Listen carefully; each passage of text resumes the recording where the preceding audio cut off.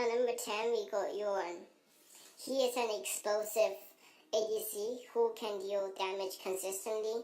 Unlike other ADCs like Phoenix or Violet who need their abilities to do damage, his normal attacks deals more damage than his abilities. So he's really powerful, and you can just keep normal attacks. You don't even really have to use abilities if you don't need to, because his auto attacks already deal tons of damage. His first ability is an area of effect stun. His second ability is that he summons a circle that damages all enemies within the circle, and that circle slowly moves forward. His ultimate is global chase down, so he fires an arrow. That arrow can go through the entire map, and it damages any enemies that it hits. So even though you're low on health and you are hiding somewhere, he can just use the ultimate and kill you. And his ultimate doesn't have a cooldown that's too long, so he can use it really often to get down harassments or pick up easy kills. In a team fight, he's also really powerful because so after 4 normal attacks, he will do like a machine gun attack that fires many shots, and then that deals area damage. Anyone who stands in his range can get demolished really easily, especially in the late game when he got all his items. And then next up, number 9, Lu Bu. Lu Bu has really amazing outplay potential since he has the highest lifesteal in the entire game. His ultimate, as I said, gives him lifesteal. No matter when he's using his abilities or normal attacks. His second ability is a harassment. He summons a dragon head that goes in front, damages the enemy, and slows anyone within the range. His first ability is really OP. That's why Lu Bu has one of the most powerful level 1 in the entire games. So he demolishes anyone who tries to fight him. Number 8, Murloc. Murloc is a really powerful tank. He has the longest attack range of any melee heroes, so that allows him to harass enemies without getting himself damaged. And don't think that he has a harassment and that harassment doesn't do much damage. His first ability, once you land it onto an enemy hero, that can deal true damage and that can enhance your normal attacks and your first ability that you hit after you landed the first. It's quite complicated, but in summary, he's just really OP. And his first ability is the swing. The second ability is he slows anyone in front and also generates a shield for himself. So if there are minions, then he can slow everyone and everything, and then just win a 1-1. His ultimate is one of the strongest in the entire game, since it can knock up all enemies and disable them from doing anything for 1 second. So he is also really good for initiating for team fights. But the downside is that if your team doesn't follow up, you'll die. Or he's still good. Number 7, Chognar, support. Chognar is the ultimate protection and the ultimate shield for your team. He also does a lot of damage, and you don't really need to aim with his skill shots. You just need to know which direction to aim the skill shots at, because all his skills deals area of effect damage. So there's no single target or anything. Chognar's ultimate ability can remove all control effects, so it can get rid of lockups, stuns, and everything. So with that ability, your team will die less, and you can save any of your teammates who are running low on health, and so they can escape, and then when they have enough health, they can come back and kill the enemy. So that is really helpful. That's why Chocolar has one of the highest win rates for a support. Next up, we got number 6, Tara. Tara is a really powerful tank. She can take a lot of damage because she has one of the highest health, actually the highest health regenerations in the entire game. The health regeneration just allows her to keep fighting and keep fighting. Her passive is that the lesser health she has, the more damage she deals with all her abilities and attacks. So you can just lure an enemy into fighting you at really low health, and then you can just do surprising amounts of damage, and then you use your ultimate to outplay them since you have that health regeneration and they don't.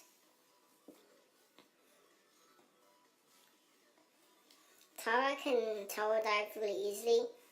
If your jungler comes to gank, then you can just tank the tower, and then your teammates will just pick up the easy kill.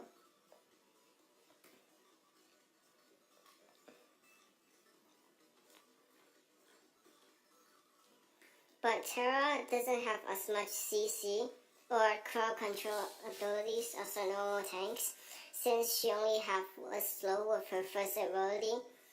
So you need to make the enemy to focus you and harass the enemy ADCs and mages, and so they hit you and all your teammates hit them, and it will soon put your team an advantage to win the team fight and ultimately win the game.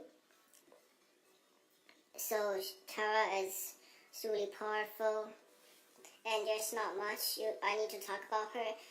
First ability is move, and second ability is a spin, deals area of effect damage, and ultimate is that health regeneration that's just so hard to deal with.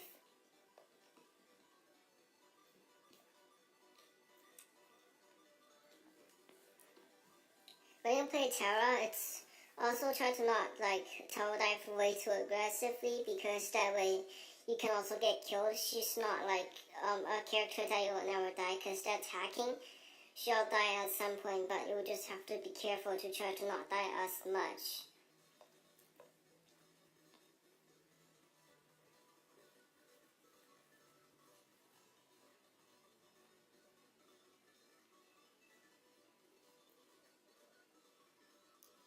At number 5, we got Xanax. Xanax is one of the most powerful characters or heroes in the entire game, because his passive gives him 12 attack damage after each assist or kill, and that can stack all the way up to 20 times, which gives him 240 attack damage. When he gets to 20 stacks, he can win a 1v1 against any hero in the game, and at that point he is just invulnerable. But one thing to watch out for is that Xanax, he has to go in and out of the team fight, since his abilities are focused on just killing one target and then getting out quickly, so you cannot deal area of effect damage and too much. So you do need to be careful. You're not Malak, you don't have that kind of harassment. You just have that one shot and all that all in.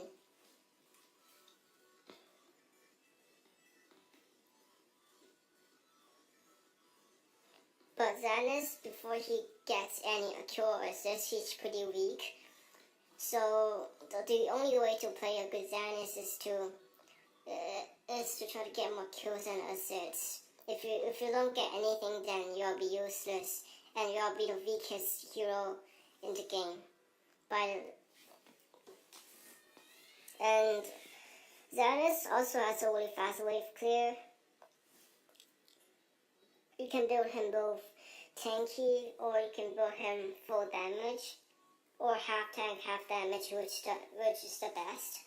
You can have some tankiness to survive, and also some damage to kill off those important targets like mages or AD carries.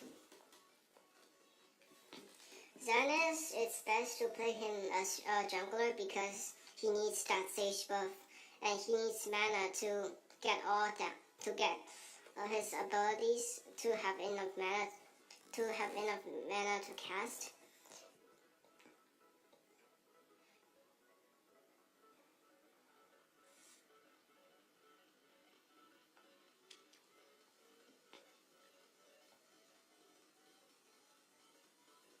Alright, so next up, we got number 4, Vera. Vera is also a one-shot hero. Unlike Xanus, she can just keep going with her abilities, because once she gets off the stun, she can just pretty much use your ultimate to kill you instantly before you can even react. And if that doesn't do the job, then plus his first ability, then it will do a lot of damage, and you won't, before you even manage to escape, you'll be dead. But Vera, her abilities does have a longer cooldown, because each of her skills just does a lot of damage. And so after you use all your abilities and then you get focused down, then you will be dead. It will be dead, and there's nothing you can do. But if you have someone like a tank or support or anyone to protect you, then you can deal a lot of damage in a team fight. It's kind of like Yorn, you need some protection to do stuff. But if you don't have that protection, you will die before you can even do any damage.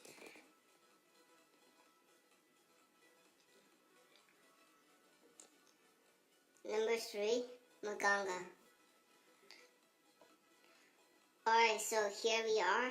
He is the ultimate cancer of this game, the most cancerous hero, most toxic, and most brain dead hero. All you need to do is to hit all your abilities, and then just wait until you see the number 5 on top of the enemy, which represents your poison stacks. Once that gets up to 5, and then you use your ultimate ability, then it would explode all those stacks, and each stack does more damage, so 5 stacks does the maximum damage. Imagine if you got the enemy team all 5 stacks, so that's 25 stacks, and each stack deal 50% more damage. So just imagine how much damage you would do. You would even pick up a pentakill. Maganga will get focused really easily in the early game, so you do need to be careful to not get ganks. But in the late game, once you get tanky, because you got a bit built tanky to survive since everyone will focus you, and you'll be really useful in the late game. You can heal yourself, heal your teammates, deal the damage, and also get that kill.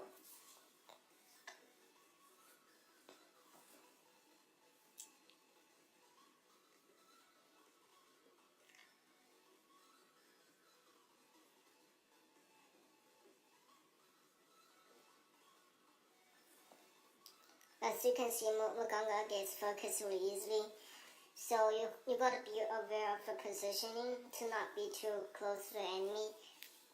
If they have something like Grag, he'll just pull you into the team, and then you'll die, and your team won't be able to do anything, since you're so useful of a healer and a damage dealer to your team. Losing you means losing the team fight, and maybe even losing the game.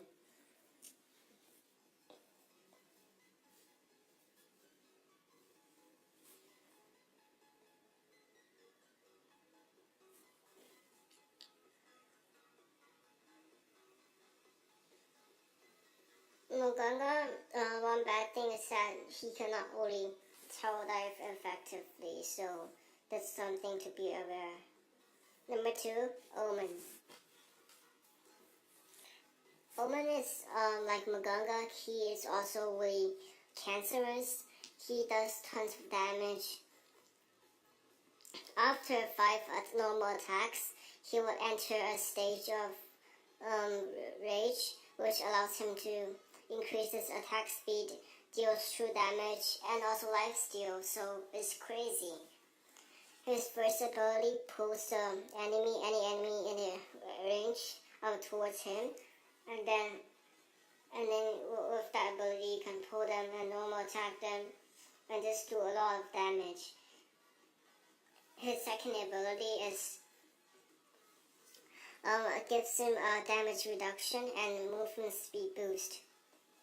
His ultimate will be will be like he can lock up any enemy heroes within that circle, and their movements are limited inside the circle. They cannot go anywhere else other than that circle, so it will be really useful to use that to catch anyone who wants to escape.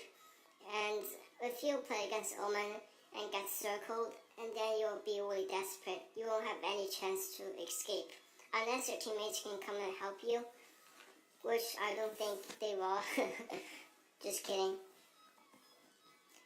Finally, we're up to the number 1, Rourke. Rourke is a really powerful jungler. Even though it says that he is a marksman AD carry, but he is that kind of ADC that will go right into your face. He is not afraid of 1v1ing against any assassins, fighters, or even tanks, or any other roles, because he is tanky, plus he has damage, a lot of damage, burst damage, and that's also really consistent. His shotgun, the closer you get, the more damage you do.